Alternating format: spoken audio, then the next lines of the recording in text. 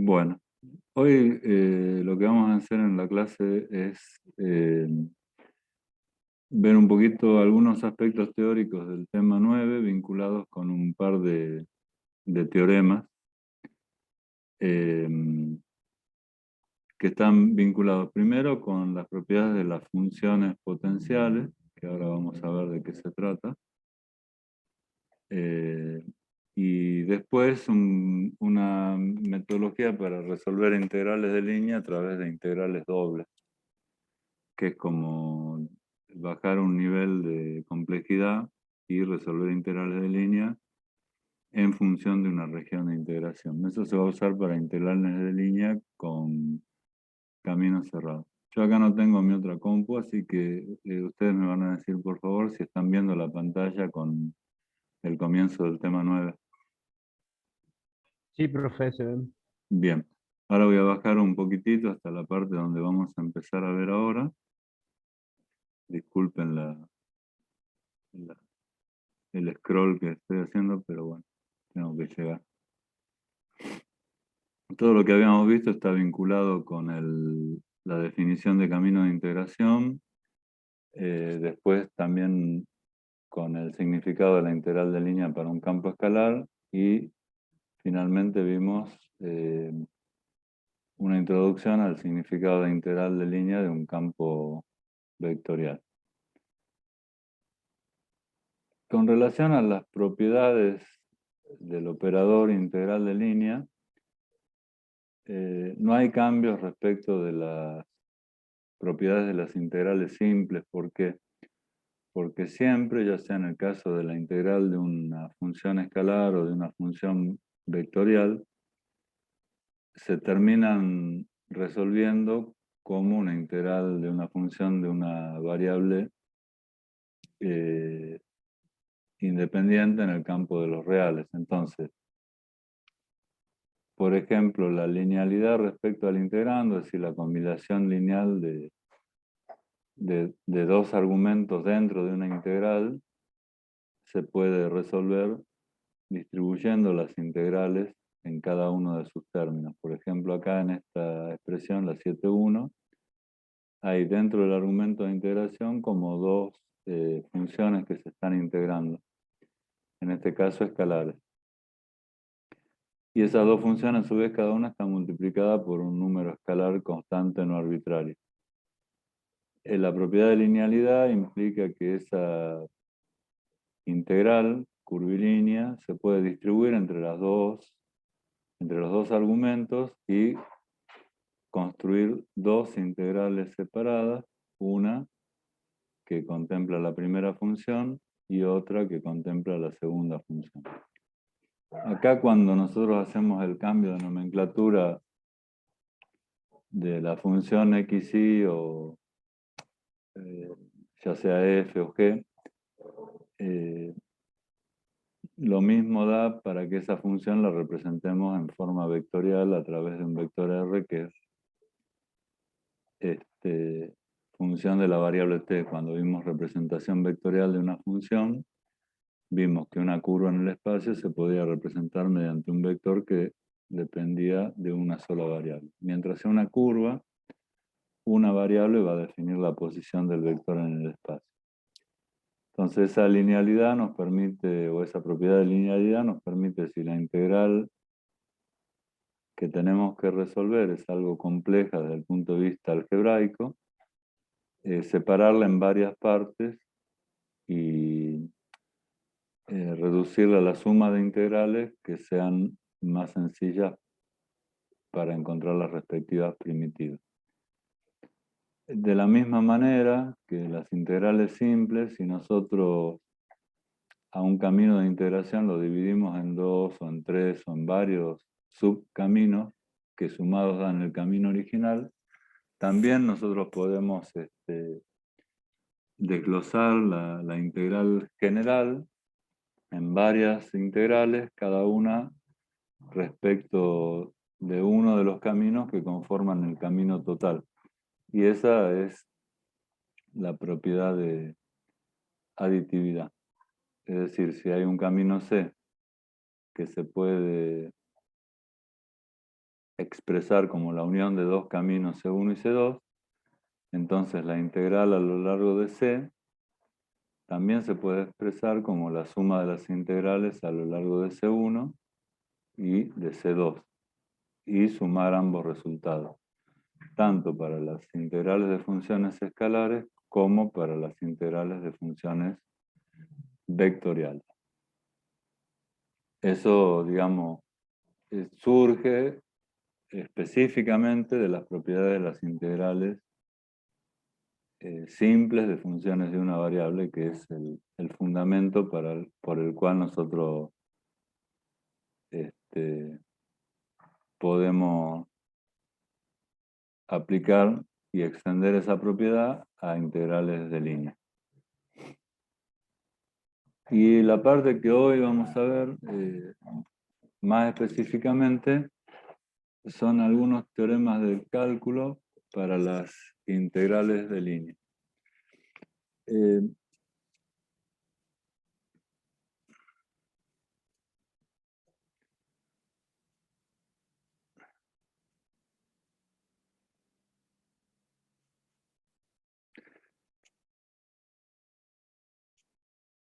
Para ver este teorema, primero me gustaría, acá tengo otros colores en la facultad, más modestos y más sobrios. Me gustaría que recordemos, esto es la integral simple de una función de una variable respecto de esa variable independiente. Esta expresión que yo les dibujo acá o les escribo acá en este papelito, ¿les parece que es correcta?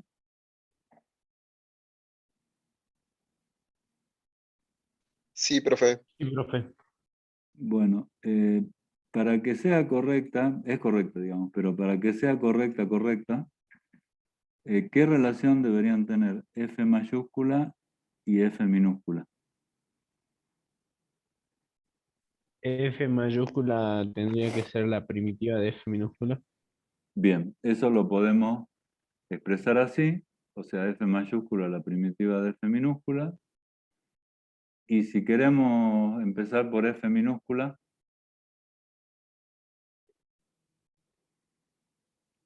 ¿qué tendría que ser de F mayúscula? La derivada. Derivada. O sea, si nosotros eso lo quisiéramos escribir en, a ver, como una expresión,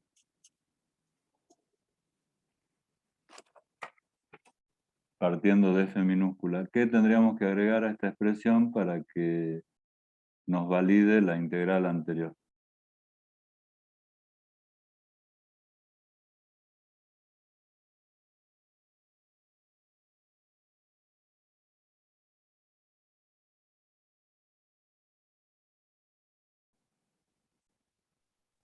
Podría ser, profe, agregarle, no sé si está bien, ¿no? La D minúscula al costado de la F mayúscula y abajo sobre diferencial de X.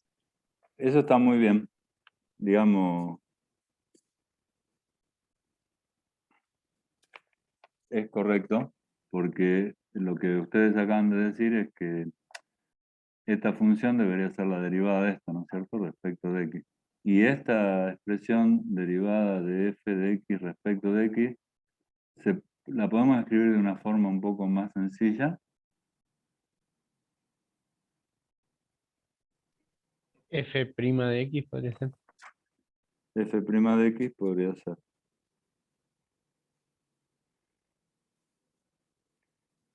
O sea, con esta condición, nosotros tenemos demostrado el teorema del cálculo integral para funciones reales de una variable real, que estaría determinado de esta manera. O sea, la integral entre a y b de f de x por el diferencial de x igual a f grande, ¿no es cierto?, f mayúscula de b menos f mayúscula de a. Y así ustedes calculan por lo general las integrales definidas. La condición es que f' de x sea f de x, al menos en todo el intervalo de integración.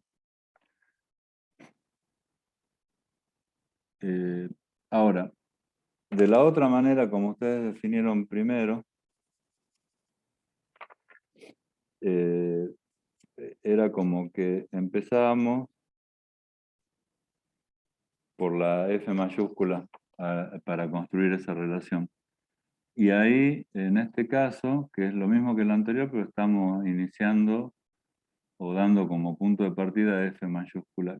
¿Cómo tendríamos que completar esta expresión para sostener la relación que hay en la fórmula integral?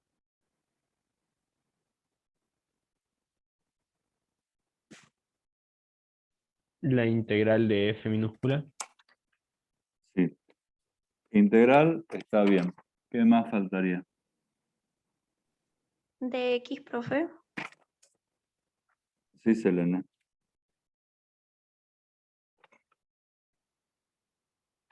Si nosotros ponemos así como está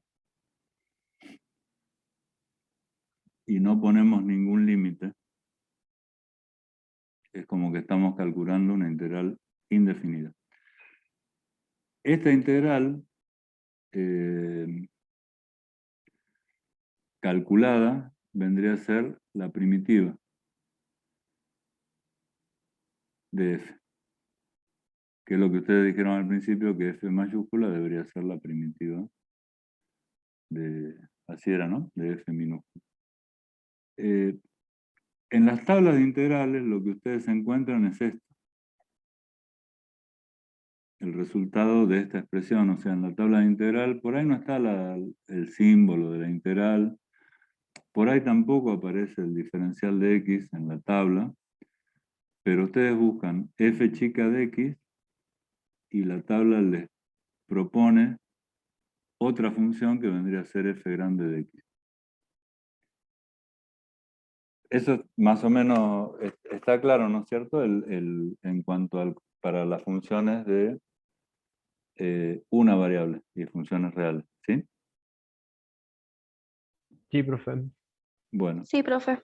bien. Si nosotros tenemos una integral definida de una función real, de una variable real, y tenemos el intervalo conocido, el intervalo de integración a y b, la misma función,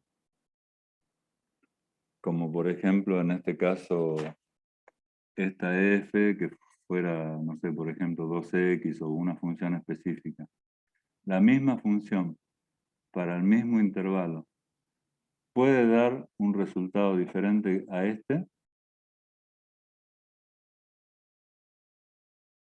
No. No. Si la función es continua, bueno, con todas las precauciones que tomamos para las funciones normales, digamos, que nosotros usamos en el cálculo, en realidad si nosotros hacemos la integral entre a y b de una función respecto de la variable de la que depende entre dos puntos, no hay otra alternativa que nos dé este resultado numérico, que representa geométricamente la superficie cerrada por la función y el eje de las x en este intervalo, y tiene un valor que no cambia, integremos como integremos. Integremos por partes, integremos por sustitución, integremos como sea que integremos, el resultado no puede variar porque está verificado y hay un teorema del cálculo integral para funciones de una variable que esta expresión, es decir, que la integral entre a y b de f de x por el diferencial de x vale y tiene como resultado el valor de su primitiva en b menos el valor de su primitiva en a. Ahora yo, perdón, pero voy a subir un poquitito y vamos a ver un caso en las integrales de línea, por ejemplo para campos vectoriales, en donde esa situación no se da de la misma manera. Vamos a ver este ejemplo. Acá tal vez tenga algunas dificultades para mostrarle porque voy a tener que subir y bajar de pantalla, pero bueno, no tengo otra posibilidad. Analicemos este problema vinculado con una integral de línea de un campo vectorial. Imagínense la situación. Una fuerza F, que ¿la están viendo en la pantalla, chicos, a la fuerza F? Sí, profe. Bueno, Sí, profe. una fuerza F que el módulo es 3 unidades y está aplicada en un punto que está en el plano coincidente con 1, 1, formando un ángulo de 30 grados con el eje de las X. Imaginemos el problema del carrito con ruedas, digamos acá está el carrito, en el punto ese, y nosotros, que somos más altos, un poquito más altos que el carrito, tiramos de la manija o de una piola y arrastramos el carrito hasta llegar al punto 3, 1. ¿Se imaginan cuál sería el problema? O Sí, profe. el proceso, digamos, que estamos analizando. O sea, nosotros estamos haciendo una fuerza para mover el carrito tendrá un peso y las ruedas, ni las ruedas ni el piso son de hielo, digamos, o de un metal sin rozamiento, entonces vamos a tener que hacer fuerza para mover el carrito, por más que no lo levantemos del piso. La fuerza sería específicamente para vencer la resistencia que opone la fricción de la rueda contra el piso. En términos generales, el problema podría estar planteado así.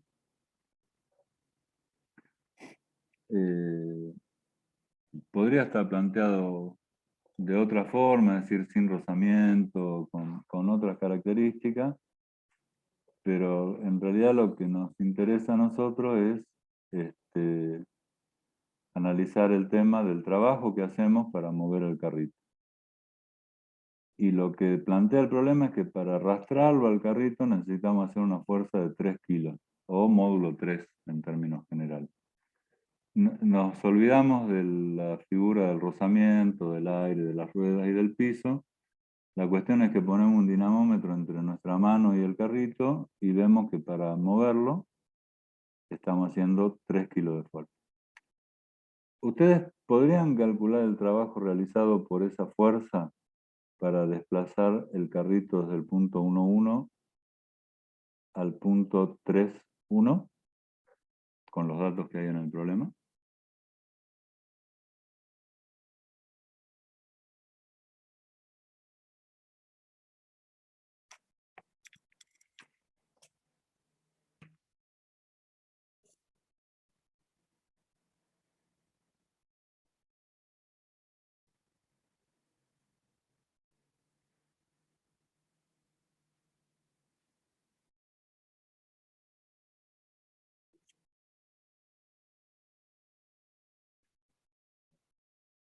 Hola.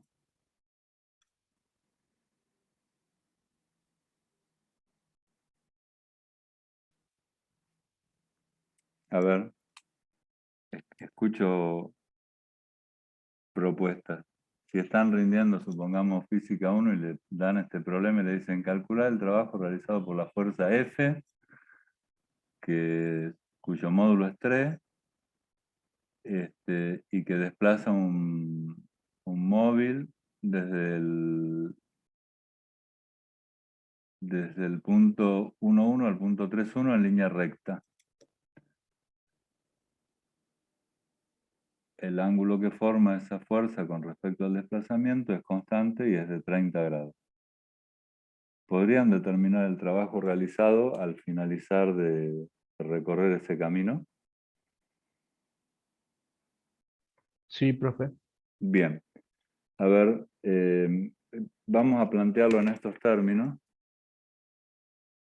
Ya sacando el eje, tenemos la fuerza que vale 3, el ángulo que vale 30 respecto al desplazamiento, la distancia recorrida que sería 2 porque sería como la diferencia entre el punto 3,1 y el punto 1,1 en la dirección del camino, y el trabajo que Gastón dice que se puede calcular, ¿a qué sería igual? Numéricamente o con, digamos, a ver, lo pueden hacer primero, si quieren, este, como con nomenclatura, si le damos nombre de F a la fuerza, alfa al ángulo y D al desplazamiento, lo pueden plantear como una fórmula con letras, digamos, indicando los parámetros, y después con los números que corresponden a este problema específico. ¿Se animarían a escribir la expresión que da el trabajo realizado?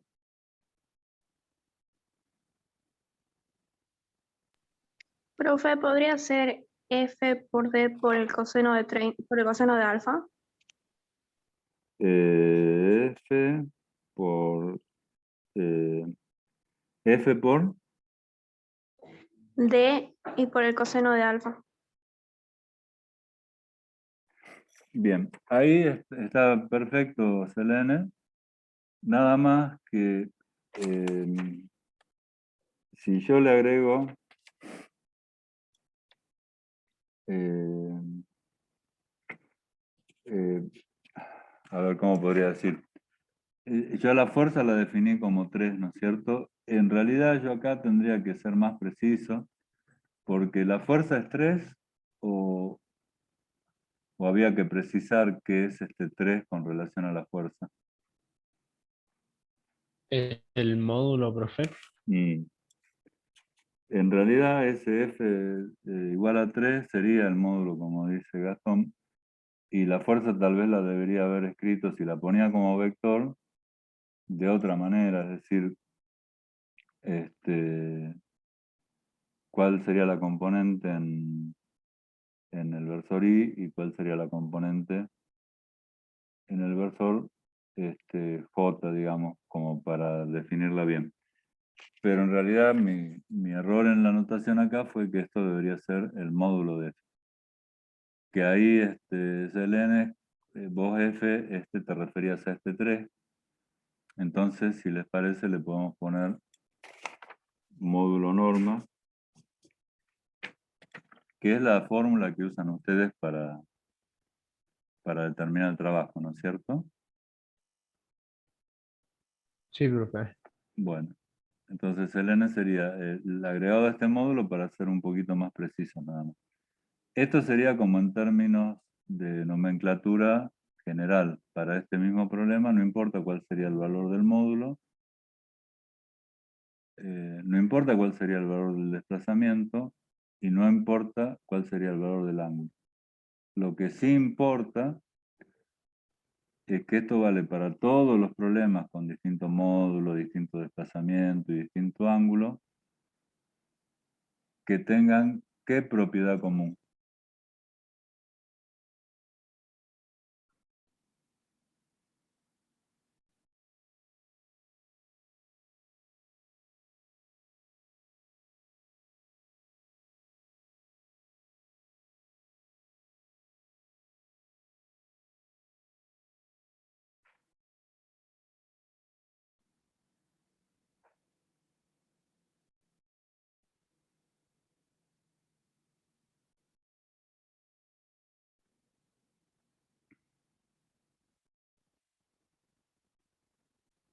¿Puede repetir, profe? Sí, sí, sí, eso iba a ser repetir la pregunta porque eh, este problema se podría aplicar para una fuerza de módulo 8 en lugar de 3, esta misma expresión.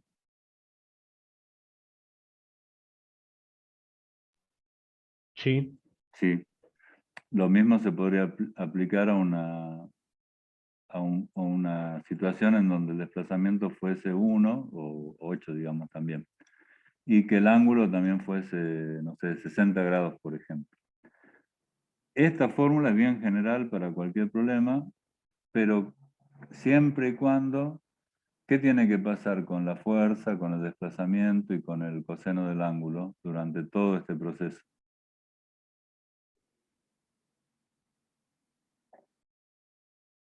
Tienen que ser constantes, creo. Tienen que ser constantes, es la condición fundamental, porque si la fuerza en la mitad del camino cambia, y en vez de 3, 4,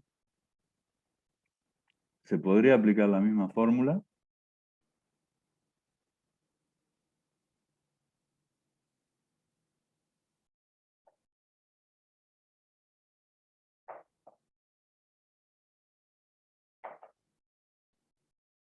No. No, porque tendríamos que separar en 2 pedazos el desplazamiento y abarcar una parte del desplazamiento con la fuerza 3, y si sabemos en qué punto del plano, digamos, cambia el valor de la fuerza, hacer como otro cálculo del resto del desplazamiento. Lo mismo pasaría si el ángulo que nosotros formamos con el piso para arrastrar el carrito, lo mantenemos constante un tiempo, digamos, hasta la mitad del camino, y después lo levantamos un poquito. Tampoco podríamos aplicar a todo el desplazamiento la misma fórmula. Tendríamos que separar en 2.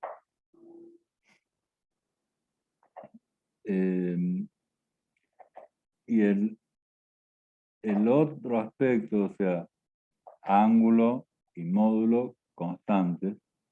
Y el otro aspecto importante es el siguiente. Acá nosotros estamos haciendo el trabajo realizado desde el punto 1 hasta el punto 2 con esta fuerza. Pero supongamos que hacemos el mismo proceso, llevamos con la misma fuerza que es constante, del mismo punto inicial al mismo punto final, que son 1, 1 y 3, 1.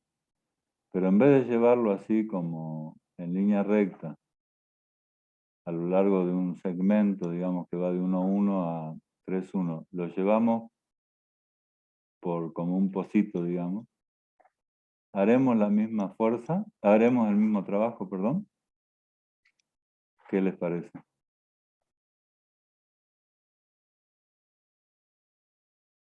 Creería que no. Vos creerías que no, Gastón. A ver, ¿y otros también creen que no o creen que sí siempre sería el mismo trabajo? Estamos hablando de que hay Yo también rozamiento. creo que no, profe. Ay, Yo discúlpame, tampoco, Selene. profe, creo que sería que no. ¿Crees que no? Selene, que dijo que yo la interrumpí. No, profe, que también creo que no sería el mismo trabajo. Bien. Nosotros cuando empezamos este problema dijimos que las ruedas, el piso no eran perfectos y que generaban un cierto rozamiento, ¿no es cierto? Ahora imaginemos el caso ideal, que el piso que acá tienen un pozo, un semejante pozo, y el piso que está acá arriba, que no tiene ningún pocito, son de hielo. Es de hielo o de un material que es cero rozamiento imaginario. Y que las rueditas del carro son como, bueno, ustedes no habían nacido cuando dieron Volver al Futuro, pero son como el skate que vuela en vez de apoyarse en ruedas y que tiene también cero rozamiento. Entonces tratamos de analizar ese caso donde no hay rozamiento y desplazamos el carrito así, horizontal, y desplazamos el carrito así,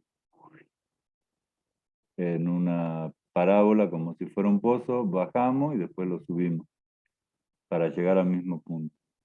Ahí, ¿qué opinan del trabajo realizado? ¿También sería distinto? ¿Sería diferente al anterior, pero distinto al horizontal. ¿Qué les parece intuitivamente?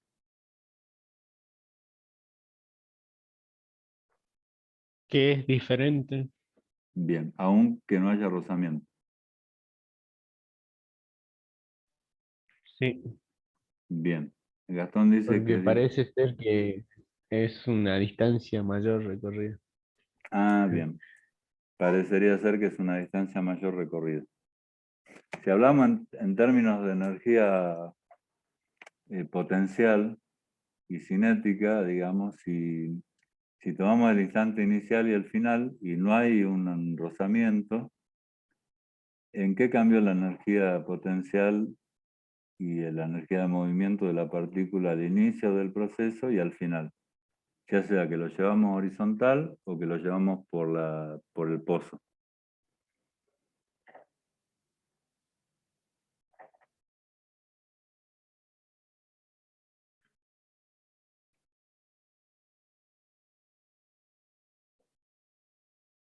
Y parte del reposo y queda en reposo. El punto 1,1 y el punto 3,1 están a la misma altura sobre el nivel del mar. No hay rozamiento y nosotros arrastramos con una fuerza de 3 kilos un cuerpo, esa distancia una vez horizontal y otra vez por el camino poseado. Si lo analizamos en términos de energía final e inicial y vamos a la energía potencial, que es más fácil de ver, ¿hay un cambio? No, No hay cambio de energía. Entonces, hicimos un trabajo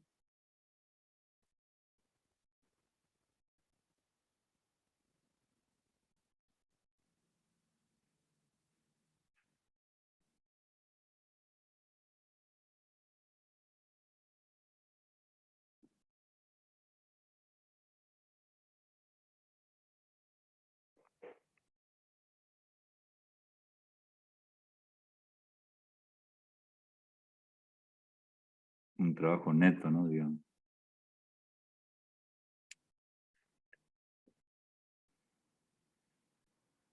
Hay una fuerza por un desplazamiento.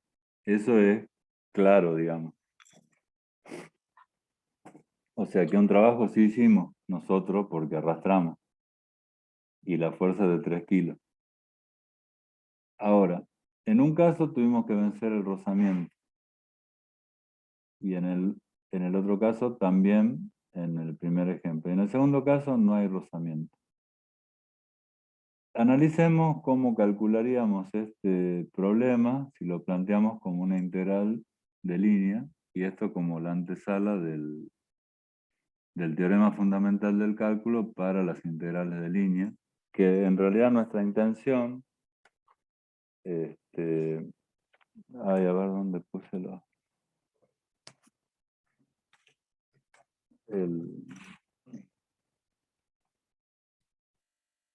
bueno, no sé qué hice mi apunte recién.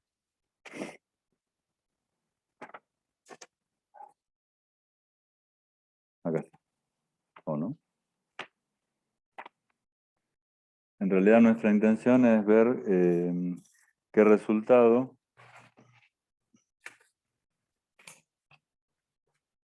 podemos encontrar parecido al teorema de las integrales de una función de una variable para integrales de funciones ya sea escalares o vectoriales en un camino de integración. Para resolver este problema, el primero, a través de una integral de línea,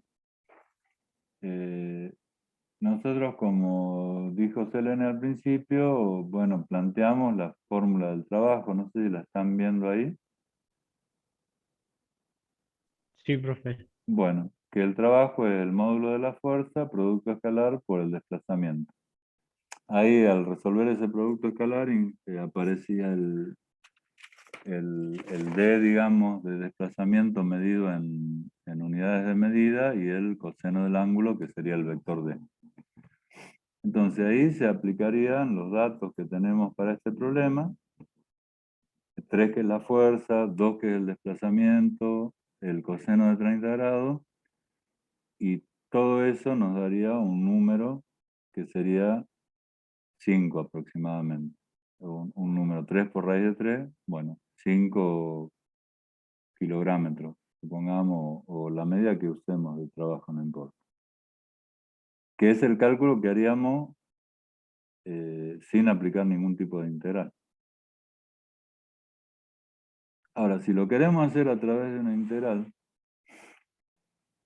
lo que tenemos que considerar es que el vector F de fuerza se desplaza a lo largo del camino C, que está dado por el segmento que va desde el punto 1,1 hasta el punto 3,1. Ahí si se pierden en la explicación, avísenme, porque lo que vamos a hacer ahora es este cálculo que planteó Selene hace un ratito directamente, vamos a tratar de hacerlo con una integral de línea y bueno, vamos a tratar también de llegar al mismo resultado, por supuesto. Entonces, vamos a resolver con una integral de línea de una función vectorial en un camino determinado, esa integral de línea que nos va a dar el trabajo realizado por esa fuerza a lo largo del desplazamiento. Entonces, el vector F, como decía recién, se desplaza a lo largo del camino C, que en este caso está dado por el segmento que va de 1,1 hasta el 3,1. ¿Hasta ahí van siguiendo el análisis? Sí, profe. Sí, profe. Ese camino lo podemos representar a través de un vector paramétricamente. O sea, el camino, yo no lo voy a hacer muy completa la representación, pero este camino es como que se podría representar con un vector R de t. ¿Dónde lo puse acá? R de t para 3,1 o R de t para 1,1. Este sería el que está arriba, sería como el camino de integración. Y las dos flechas que representan vectores son el primer vector, que indica el inicio del camino, y el segundo vector, que indica el final. Entre medio de esos vectores, para cada valor de t, hay otro vector, muchos vectores que van mostrando el camino. Y R de t sería la representación vectorial de ese camino. ¿Se entiende? Sí, profe. Entonces, ese vector, que varía para describir todo el camino, lo podemos representar vectorialmente con un vector en función de t que tenga como componente en i a t y en j a 1, porque fíjense que el valor de la componente del vector sobre el eje de las y permanece constante e igual a 1 durante todo el camino. En cambio, la componente en i latina, que sería la componente en el eje x, no permanece constante en todo el camino, sino que va variando. Desde un punto, que sería 1, hasta otro punto, que sería 3. Va variando continuamente y por eso t, que sería la variable, el parámetro que usamos para representar el vector, va de 1 a 3. Y con esta llave que está acá escrita, que une tanto la definición del vector como los límites de t, estamos describiendo el camino de integración, que sería el desplazamiento al cual está, digamos, sobre el cual está actuando la fuerza. ¿Se entiende? Sí, profe. José SLN, no veo más, veo 3 nada más en esta maquinita. Ahí está Sí, Ariel, profe. Manuel. Bien. Bueno. Ahora, con relación al vector f, que es lo que estamos integrando, el vector f es una constante. No estamos integrando una función variable, porque, bueno, estamos practicando nada más, entonces hacemos lo más fácil, que es integrar una función constante. Pero f podría ser variable, y depender de t también, o no. En este caso es constante. Y a f lo podemos representar por sus componentes, que en este caso no dependen del camino ni de los valores que toma r, porque el vector es siempre módulo 3 y ángulo 30 grados. Ese vector constante tiene dos componentes, una en i y una componente en j. La componente en i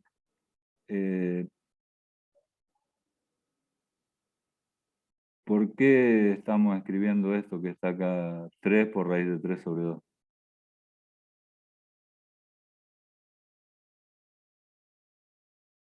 Descomponemos el módulo en i, en el versor i, en el versor j. En el versor y en el versor j, lo que estaríamos poniendo ahí es que es 3 módulos por el coseno de 30 grados, que sería el coseno de alfa, y el coseno de 30 grados es 0,86, que vendría a ser la raíz de 3, que es 1,7 dividido 2. Entonces ahí lo que tenemos es el módulo de f por el coseno de alfa, 3 raíz de 3 sobre 2. Y en la componente j, lo que tenemos es el mismo módulo, pero multiplicado por el seno del ángulo alfa. Que en este caso, bueno, el seno de 30, que sería un medio. O sea, sería como la componente en el eje de las y. ¿Estamos hasta ahí, chicos? Sí, profe. Bueno. Esa es una función genérica que podría depender de t, si la función variase en el intervalo en donde la estamos estudiando. Como en este ejemplo, que es el más sencillo que podemos ver para analizar el fenómeno de la integral de línea, a la función la consideramos constante, si bien la llamamos f de r de t en forma genérica, en este caso, bueno, no depende de t. Y la función es constante durante todo el estudio que estamos haciendo. Cuando nosotros tenemos el camino de integración definido, que vendría a ser la fórmula 28, nosotros podemos calcular R' de t, que sería como el coeficiente que tenemos que usar en la integral de línea para aplicar el diferencial de t. Eso por la definición de integral de línea, digamos, nosotros lo que tratamos de obtener de alguna manera es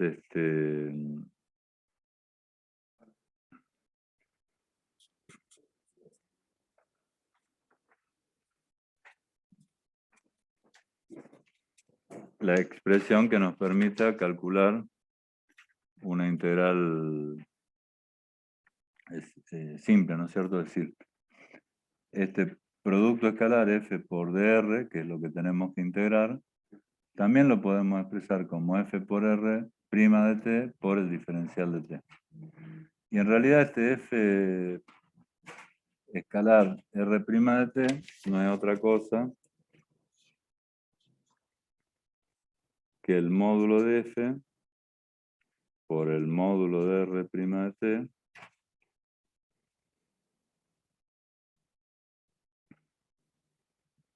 de t por el diferencial de t. En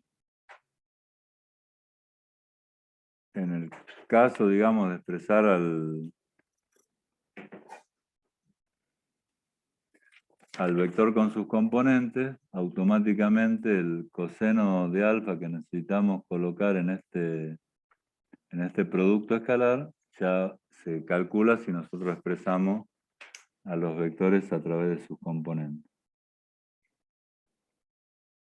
Si R de t es t por i más j, R' de t sería la derivada de R respecto de t.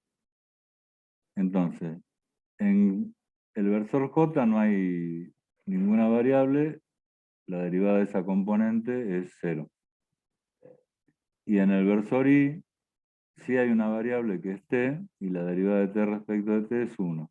Entonces, cuando nosotros derivamos R de t, el resultado de la derivación es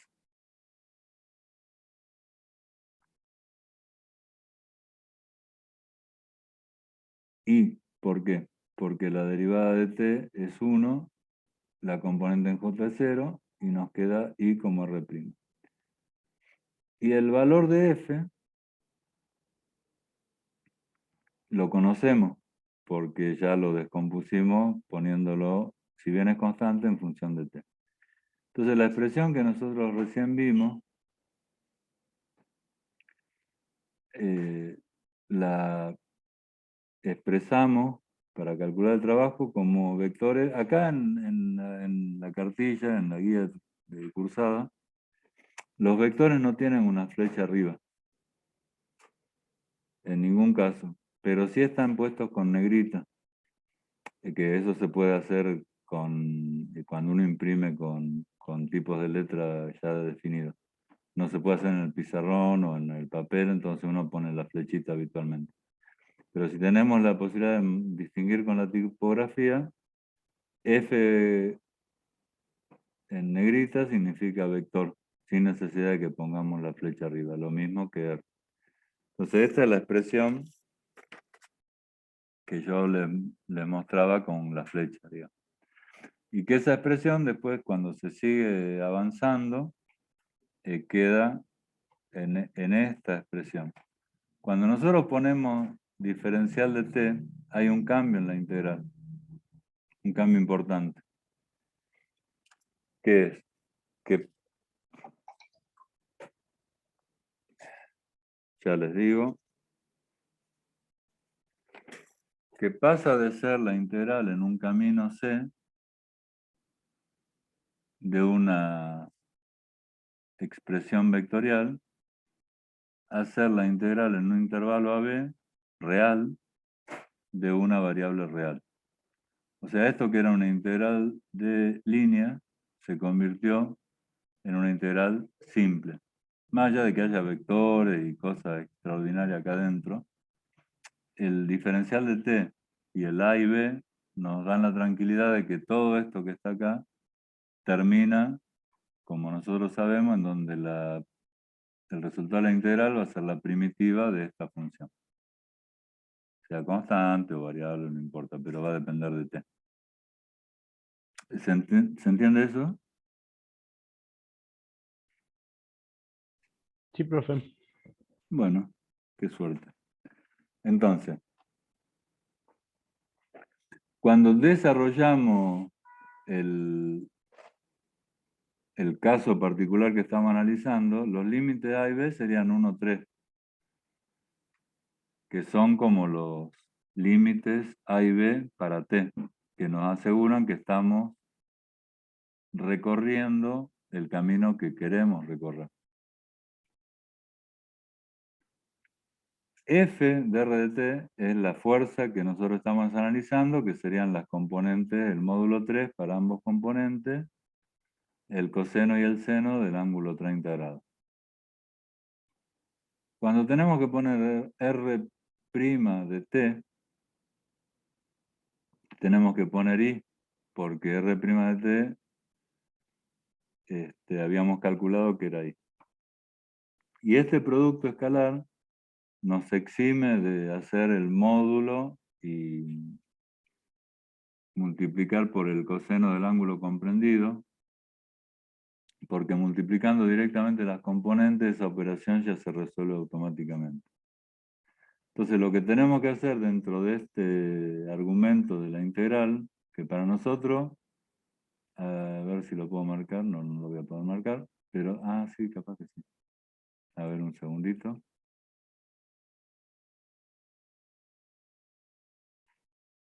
No lo voy a poder marcar. Pero, si ustedes ven este paréntesis grande que está dentro de la integral, más el i, que está multiplicado escalarmente por el paréntesis, ese producto escalar da como resultado un número escalar. Ahí se marcó, espectacular. Y ese número escalar, que puede ser o no variable, en este caso es constante, queda multiplicado por el diferencial de t. Y el diferencial de t lo integramos entre 1 y 3. De ahí es que esta integral es una integral simple. Si nosotros lo resolvemos, es decir, multiplicamos 3 por raíz de 3 dividido 2, lo multiplicamos por i, que es la misma componente. Y después multiplicamos 3 por 1/2 por 0, que sería la componente en j. El resultado es 3 raíz de 3, que es el mismo valor que calculamos cuando hicimos el trabajo, calculándolo por el método tradicional.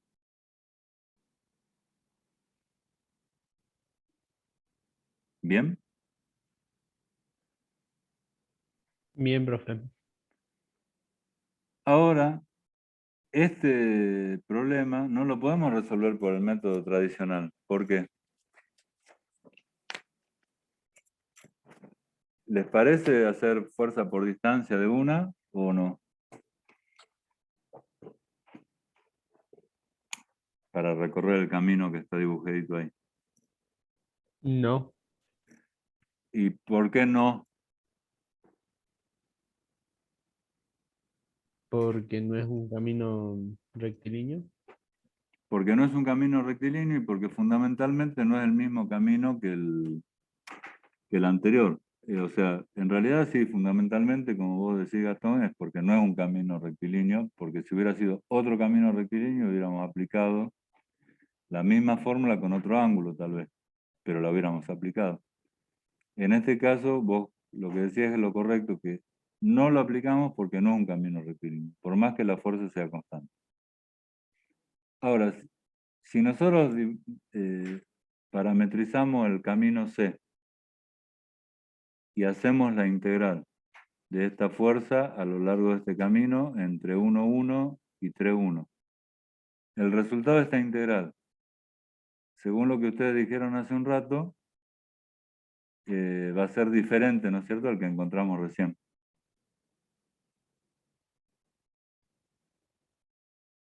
Sí, Sí, además de que se jugó Gastón, alguien más se juega porque si es diferente o es igual. Que no estén viendo la guía, ¿no?, más abajo, porque ahí está el resultado, por Dios se los pido.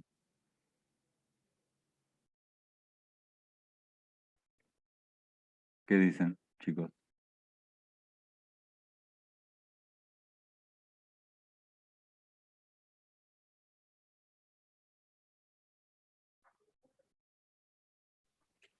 Yo también, profe, que no, creo que no es el mismo. Bien, muy bien, Selena. Para resolverlo, hacemos exactamente el mismo procedimiento que recién. Lo que pasa que no tenemos un camino rectilíneo entre 1, 1 y 3, 1. Si establecemos que ese camino que une a los dos puntos es una parábola perfecta y que está definida por la ecuación y igual a x menos 2 al cuadrado, que podría ser perfectamente, o otra función, no importa, puede ser un pedazo de circunferencia u otra cosa, pero establecemos que es esta, nosotros ya sabemos cuál es el camino, porque lo que necesitamos es tener una ecuación para parametrizar ese camino. Si este es el y igual a x menos 2 al cuadrado, representa esta parábola, como está escrito acá, entonces este camino es parte de esa parábola. Y si no, tendríamos que saber qué función satisface a la representación de este camino para poder hacer el cálculo. Si no sabemos, bueno, no lo podemos resolver. Eso está claro, o sea, para representar una curva necesitamos conocer qué función es la que la define. Si esta es la representación, entonces la representación paramétrica del camino no va a ser como antes TNI más J, que era la recta o el segmento, sino que va a ser TNI, que le asignamos arbitrariamente el valor T, pero en J, para cada valor de T, la componente va a tomar el valor que toma la parábola. Que si la parábola es x menos 2 al cuadrado, bueno, el valor de j será t menos 2 al cuadrado. Y la amplitud del intervalo de t sigue siendo la misma, porque va para x va del punto 1 al punto 3 igual que antes. ¿Se entiende? Sí, profe. Teniendo r, f no cambió, es la misma fuerza. O sea, f en este problema no lo estamos modificando, o sea que no lo alteramos. Pero teniendo r, podemos calcular r', que ya no va a ser lo que era antes, que era i solo, sino que ahora va a ser i y además esta componente en j que surge de derivar t menos 2 al cuadrado. Entonces esto es r' de t. Y cuando a r' de t lo ponemos en la expresión que nos da la integral, nos queda la representación de la fuerza, que ya está parametrizada, en este caso es constante, y la representación de r' de t en términos de t. Nos queda este producto escalar. Mientras que los límites de t entre 1 y 3 permanecen igual que en el ejemplo anterior del camino rectilíneo.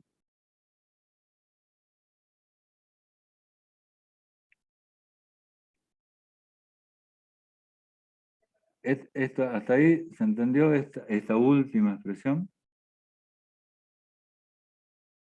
Sí, profe. Bien. Entonces ahora tenemos que calcular. Tenemos que calcular el producto escalar, multiplicando las componentes, y después integrar respecto de t lo que nos queda entre 1 y 3. Hacemos el cálculo, y el resultado, sorprendentemente, es el mismo.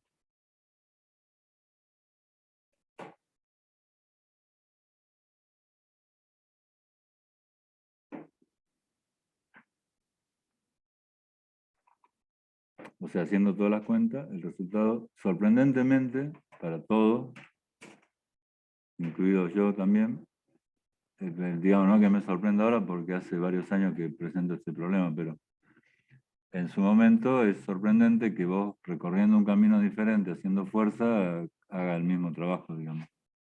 No entra dentro de la lógica normal, pero sí entra dentro de los conceptos más fundamentales de la física y de la matemática. Es decir, ¿qué elementos tenemos nosotros para decir que si un cuerpo no cambió su energía potencial, hay un trabajo realizado?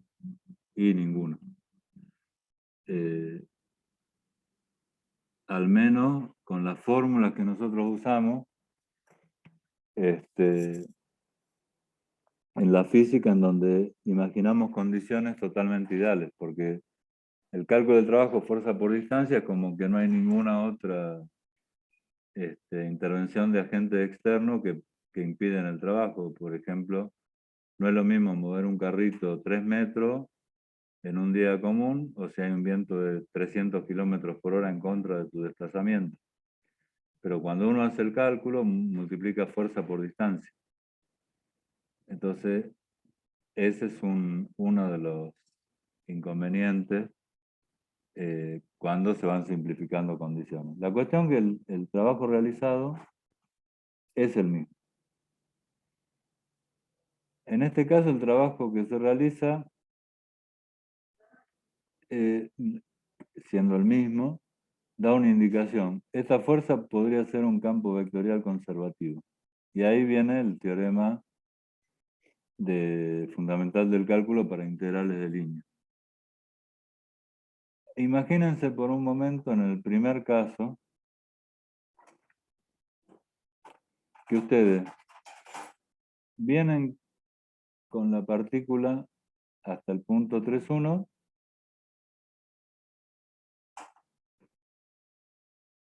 y vuelven al punto 1,3.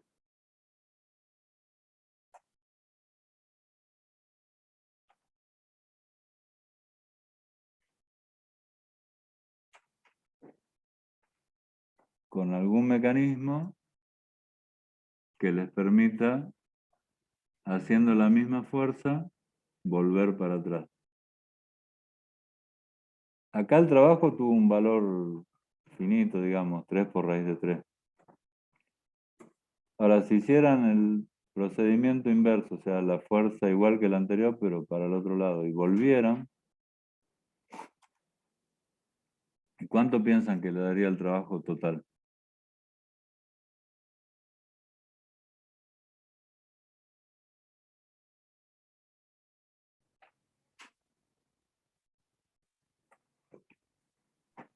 ¿El doble, profe? El doble. Se realizarían el mismo trabajo, pero en el sentido opuesto. Ahí, eso va a funcionar así siempre, salvo en los casos en donde, como estamos mencionando en este momento, de los campos que son conservativos. Nosotros podemos, por ejemplo,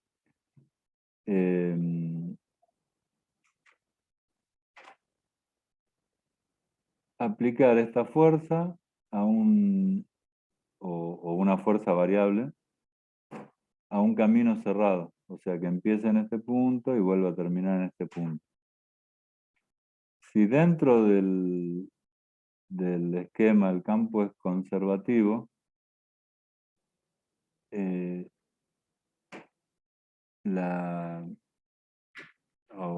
el resultado de la integral se va a anular.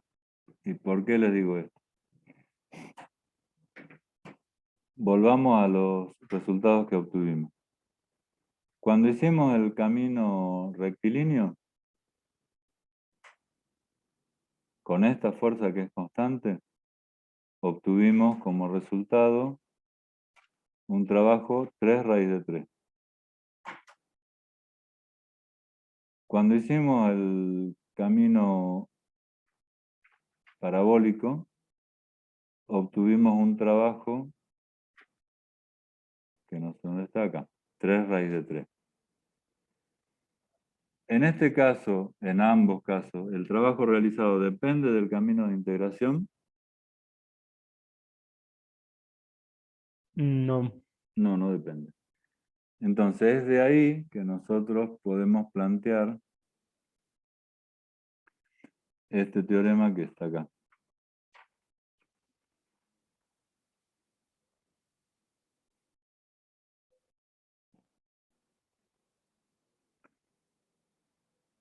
Que acá esto del gradiente de un campo escalar verán como f, como si fuera f, o sea, veámoslo así.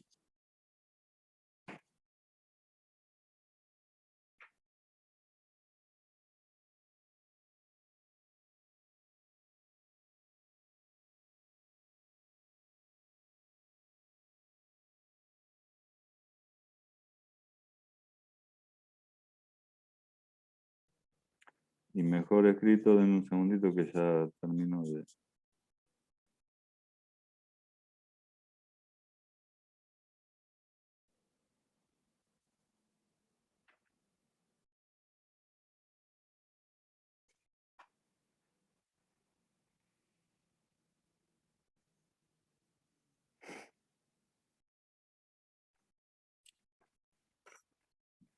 Vamos a escribirlo así como está en esta expresión.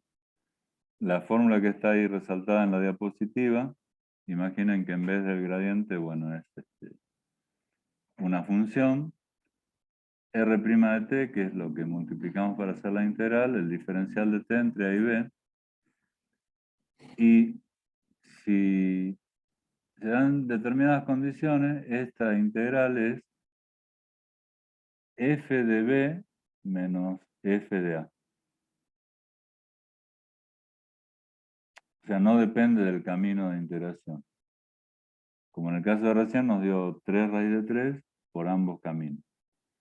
En el caso de las integrales de una función de una sola variable, esta f era la primitiva de esta, o bien la derivada de esta era esta. De la misma manera lo podíamos plantear. En este caso no es tan sencilla la relación, pero sí es la misma, digamos, conceptualmente. Este vector es el gradiente de esta función. ¿Se acuerdan que el gradiente era de una función escalar, un vector que se formaba con las derivadas parciales en cada una de las respectivas componentes? Eso era el gradiente. Entonces, así como en el caso de las integrales simples, la función que se integra tiene que ser la derivada del resultado, o el resultado tiene que ser la primitiva de la que se integra. En el caso de las integrales de línea, cuando se trata de un campo vectorial, el resultado de la integral de un campo vectorial conservativo es una función cuyo gradiente es lo que se está integrando. El gradiente, bueno, depende de la cantidad de componentes que tenga el vector y de qué cantidad de variables tenga la función escalar. Pero si la función escalar es, por ejemplo, de 2 variables, el gradiente, que es un vector, va a ser, en términos generales y muy simplificados, este vector.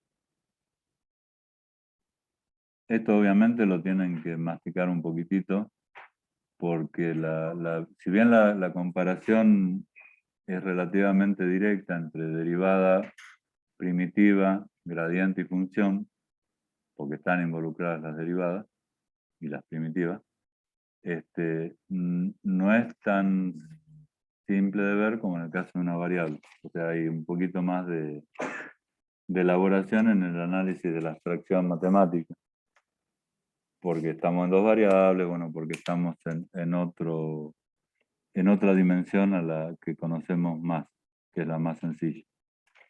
Pero no deja de ser lo mismo. Y esto genera una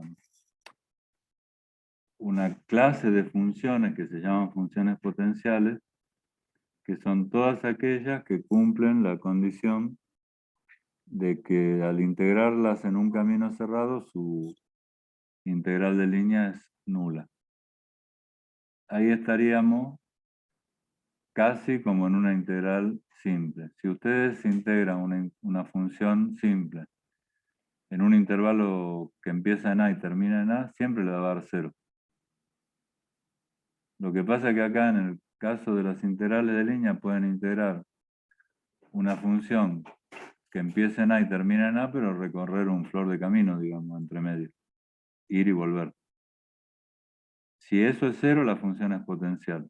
Como por ejemplo la fuerza de la gravedad, determinados campos eléctricos.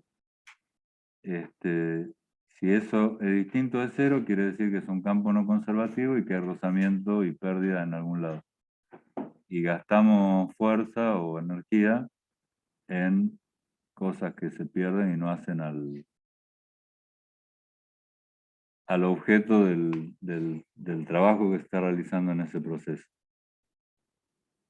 Esto, repásenlo, es un concepto. Los teoremas, como ustedes ya saben, no se toman en los parciales, no es el objetivo. Pero sí el objetivo es que ustedes traten de entender el por qué, digamos, hay funciones que van a ver seguramente en fenómeno de transporte, depende de la carrera que hagan, pero en simulación, en informática, en las 4 carreras les va a tocar volver a encontrarte con este apasionante tema que son las integrales de todo tipo. Y es bueno que el concepto ya se lo lleven de acá de análisis 2. Después los ejercicios son relativamente mecánicos porque terminan siendo una integral simple. A ver, hay un chat ahí. Ah, Leandro había dicho, creería que no es lo mismo hace como 20 minutos, perdón, Leandro. Y era lo mismo al final. Bueno, ¿alguna duda en especial?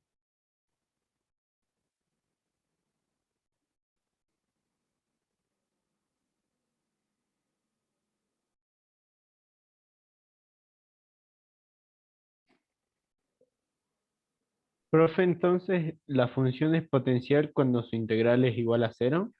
La función es potencial cuando su integral de línea a lo largo de un camino cerrado es 0. Bien, profe. Porque puede ser que uno integre en un camino no cerrado. Por ejemplo, recién vimos el ejemplo de una función potencial porque nos dio igual para cualquier camino. Está claro que si eso lo integramos en un camino cerrado nos va a dar 0.